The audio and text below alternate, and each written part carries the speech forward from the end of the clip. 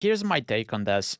We actually, like what you said, we actually set people for. We did like a old run for heroic, right? So it was going fine, but once we get to the last boss, we started wiping. So we look into Mhm. the logs. We had more than 20. We had like 28 or 30 people with Uh-huh. some friends, etc. Right? And we look into the logs. We set the people who are underperforming. We switch to some mains, etc. We kill the boss, right? So I Yeah. think from that perspective, it's fine if there's a certain threshold and you're far from the threshold. Getting sit, it's totally understandable. Like you can take it as you want, but there's enough resources there that can help you improve.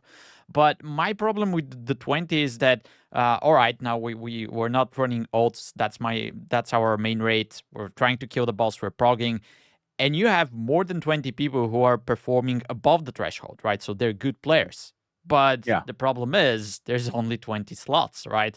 Yeah. And you end up sitting people that you don't necessarily want to sit, you know? And that's bad for the guild. From the guild's perspective, that's bad for the person who is getting sit. So this is where the problem with the 20 comes for me, because it doesn't benefit anyone in that regard, right?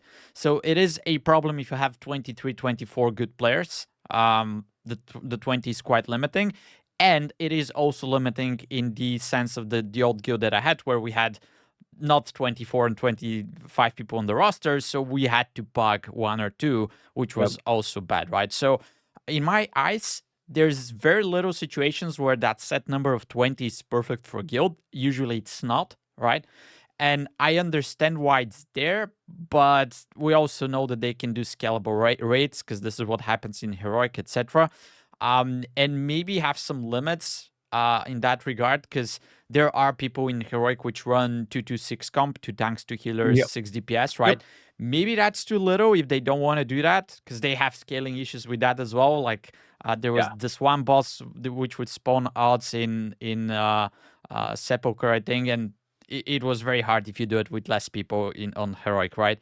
Because the odds are still there and it's the same number. Yep. But maybe if they at least give us some way to change from 20 to, let's say, 22 or 18. And I know there's going to be problems with, you know, Uh-huh.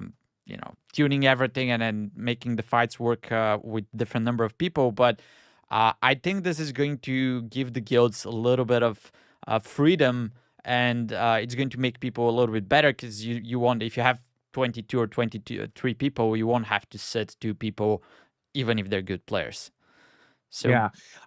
Yeah, I have to respectfully I have a different, I don't want to say disagree, but at that tier, I look at it like sports, like professional sports, and you have to have 5 people on the court, even though you got yeah, really good point guards.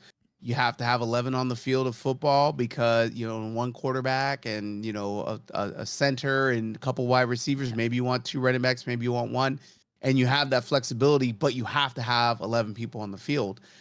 And so guilds have to recognize that that's the bar, and that we know that's changed over time. There was a time where you could do 10 or 20 man raids at the high level, right? It was hmm, progression. You could do both, and it were separate raids, or you can do one or the other, and they were completely treated separate, but still considered top tier raids.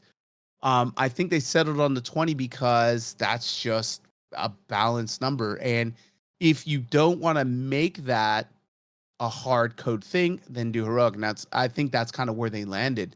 I think, when you start to talk about flex rate in a competitive environment, there's always opportunity for people to exploit or find, yeah. like, weird nuances with, okay, if we do like 19 on this boss and then 14 on this one, we get that, like, it just gets crazy, right? And that's too They much to kind of do manage. the same thing right now, though. If they can exploit something, they're gonna do it, right? Yeah, they always find it. Yeah, Yeah. they always find it. I mean, no, even if it's outside the raid, they it's every single time there's some guild that gets caught, and they know they're gonna get in trouble, but Yeah. they still try any competitive advantage, right? So I'm totally fine with it. I think it's on the guilds to wrestle with what they need to do to make that work, and if that means you know you only maintain 22 people.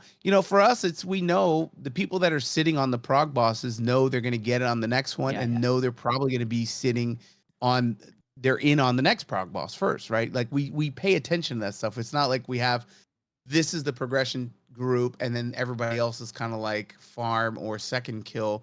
It's like no, we rotate and we make sure that everybody feels like they're contributing for first kills. And the good thing is like we're brand new, but we're moving up the ranks. Like every single time we get a kill, we're higher than we were on the server, which is kind of how we're measuring it. So, and we're on pretty competitive server. It's Area 52 in the US, which is pretty competitive. So it's Isn't not isn't like that the biggest server?